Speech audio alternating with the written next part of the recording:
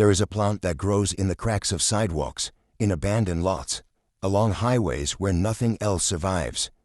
It contains more omega-3 fatty acids than any leafy green on earth, 7 times more vitamin E than spinach. It is packed with beta-carotene. For thousands of years, it kept sailors alive when scurvy turned their gums black and their teeth fell out. Ancient physicians called it one of the blessed herbs. By 1900, American farmers cultivated it in kitchen gardens alongside lettuce and tomatoes. Then it vanished, not because it stopped working, because the herbicide industry built a $10 billion empire, convincing you it was a weed that needed to be killed. This is Purslane, the superfood they rebranded as your enemy, the plant that refuses to die no matter how much poison they sell. And it is growing in your neighborhood right now, waiting for you to remember what your great-grandmother knew. The archive opens in ancient Greece, around 400 BCE. Hippocrates, the father of medicine, records a succulent plant with paddle-shaped leaves and yellow flowers. He prescribes it for everything: wounds that won't heal, inflammation, digestive troubles, fevers. He writes that it cools the blood and strengthens the body. The Greeks call it andrachne, the Romans call it Portulaca. They don't just use it as medicine, they eat it. Wealthy Romans serve it in salads dressed with olive oil and vinegar. Pliny the Elder writes that wearing purslane as an amulet protects against evil spirits. But more importantly, he documents that sailors carry it on long voyages. Why? Because men at sea faced a killer more terrifying than storms: scurvy. By the 1500s, European ships are crossing oceans, months without fresh food. Within weeks, sailors' gums swell and bleed. Their teeth loosen. Old wounds reopen. Bruises appear without injury. They become too weak to climb rigging. In 1747, British naval surgeon James Lind conducts the first clinical trial in history. He gives scurvy patients different remedies. Citrus fruits cure them. But here's what history forgets: Purslane was already being used. Mediterranean sailors carried it. Middle Eastern crews knew it helped prevent the bleeding sickness.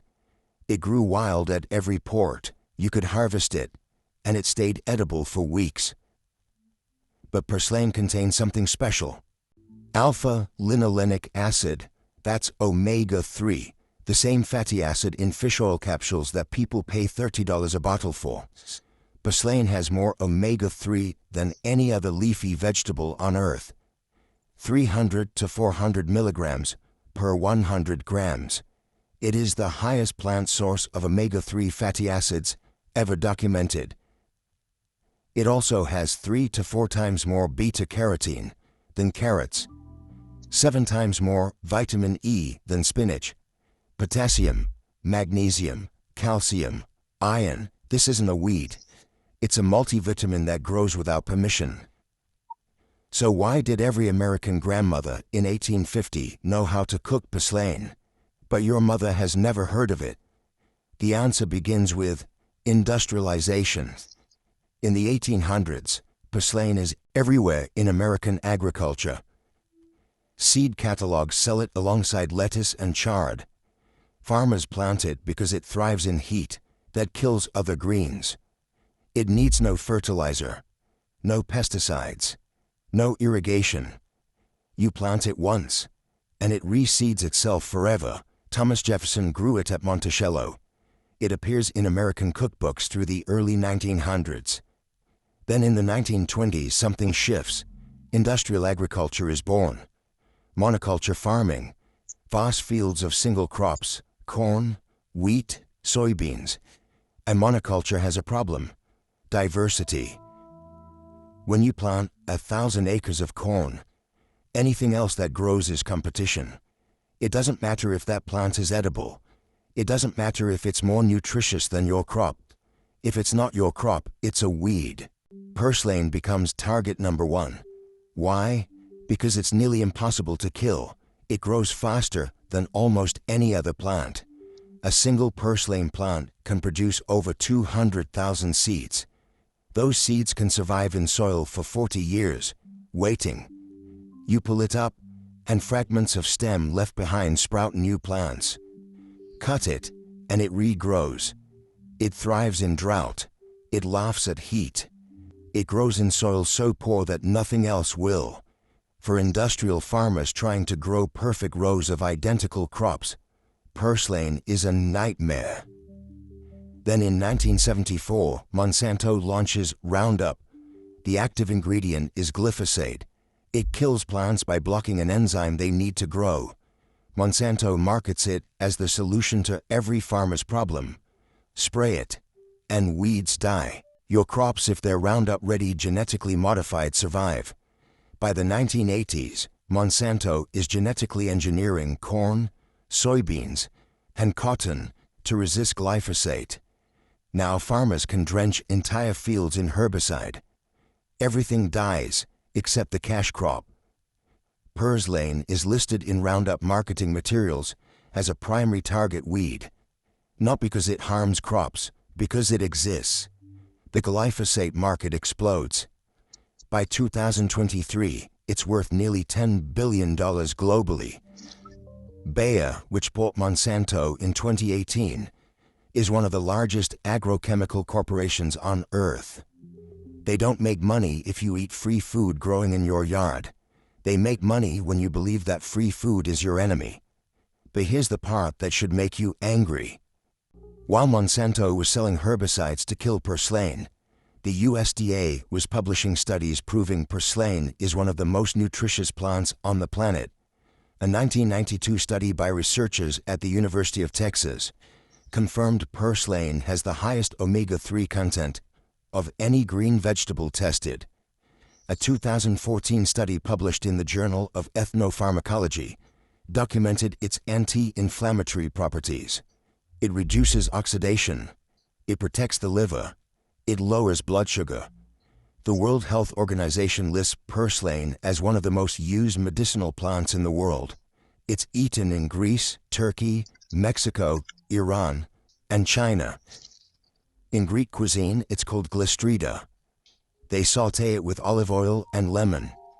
In Mexico, it's verdolagas, cooked with pork and chili. In Turkey, it's semizotu, served in yogurt salads. These cultures never forgot.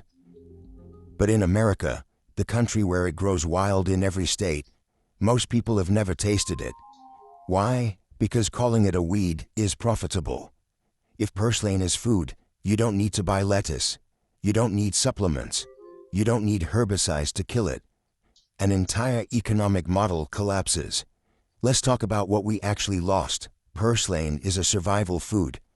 It grows in conditions that kill crops. Drought, poor soil, extreme heat. During the Dust Bowl of the 1930s, when crops failed and families starved, purslane still grew. People who knew how to identify it survived. Today, climate change is making droughts longer and heat waves deadlier. Industrial agriculture is failing.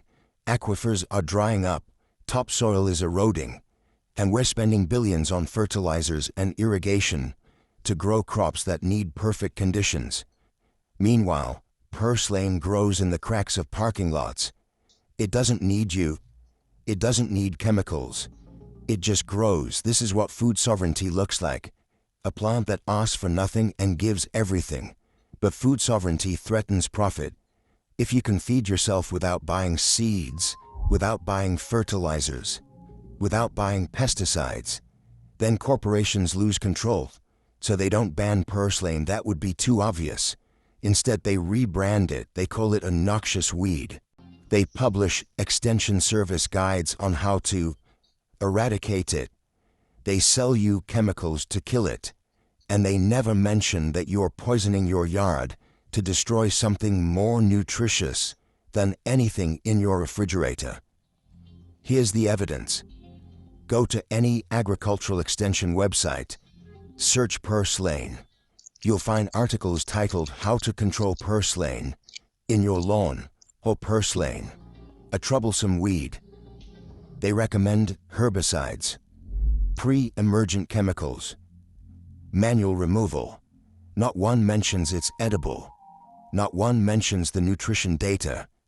Now search Purslane Nutrition on the USDA Food Data Central database. You'll find it listed. All the vitamins, all the minerals, the omega-3s. The same government that publishes data proving it's a superfood funds extension services that teach you to kill it. This isn't incompetence, it's design. The agricultural industry needs you to see Purslane as the enemy, because if you see it as food, you stop buying what they're selling. But Purslane doesn't care about marketing, it doesn't care about Monsanto, it doesn't care about being called a weed. It just keeps growing. Right now it's growing in every state in America, in Europe, in Asia, in Africa, in Australia. It grows in sidewalk cracks in New York City. It grows in desert washes in Arizona. It grows in abandoned lots in Detroit. Anywhere humans disturb the soil, Purslane follows. It's called a ruderal species, a plant that thrives in disturbed environments. Some scientists call it a pioneer species. It colonizes damaged land and makes it fertile again. Its roots break up compacted soil. When it dies, it adds organic matter. It doesn't take from the earth, it heals it. And it does this while producing more nutrition per square inch than almost any cultivated vegetable. You want to find it? Look for thick, reddish stems that sprawl along the ground. Paddle-shaped leaves, smooth and succulent. Small yellow flowers with 5 petals that open in the morning. It grows from late spring through early fall. The entire plant is edible. Leaves, stems, flowers, seeds. The taste is slightly sour, lemony, with a crisp texture. You can eat it raw in salads, saute it like spinach, add it to soups, pickle it. The seeds can be ground into flour. Indigenous peoples across North America used it. The Navajo called it cedar. They ate it fresh and dried it for winter. The Paiute harvested the seeds and ground them into meal. The Cherokee used it for burns and swelling. This knowledge existed for thousands of years. Then in 2 generations it was erased, not because the plant disappeared, because the knowledge was buried under advertising. Today people pay $5 for a bag of organic spinach. They pay $30 for fish oil capsules. They pay $15 for vitamin E supplements. And Purslane, which contains more of all 3 than most plants, grows free in their yard. But they spray Roundup on it. They pull it up and throw it away. They've been trained to see abundance as a threat. This is the ultimate victory of industrial agriculture, convincing you that food is something you buy, not something that grows. That nutrition comes from a store, not from the earth. That a plant used safely for thousands of years is dangerous, but chemicals invented in the 1970s are safe. The science is clear. A 2009 study found Purslane reduces cholesterol. A 2012 study found it lowers blood pressure. A 2016 study found it improves insulin sensitivity. It's not just food, it's medicine, and it grows without asking. But you won't see it in grocery stores. Why? Because it wilts within hours of harvest, it doesn't ship well, it doesn't have a long shelf life. Industrial food distribution can't handle it, so it remains invisible. Available to anyone willing to look down, but absent from every system designed to feed you. Here's the final piece. Glyphosate, the chemical in Roundup, is now found in blood samples, in breast milk, in rainwater. The World Health Organization classified it as probably carcinogenic in 2015. FEA has paid over $10 billion in settlements to cancer patients who used Roundup. And what was it killing? In many cases, Purslane, a plant that could have fed them. We poisoned ourselves to destroy food, and we did it because corporations convinced us it was necessary. Purslane is still here. It survived the herbicides. It survived the rebranding. It survived being ripped out of 1 million gardens, because you can't kill something that refuses to die. Every seed in the soil is a backup plan. Every fragment of stem is a new beginning. The plant doesn't need you to remember, but you need to remember it, because the systems that feed you are breaking.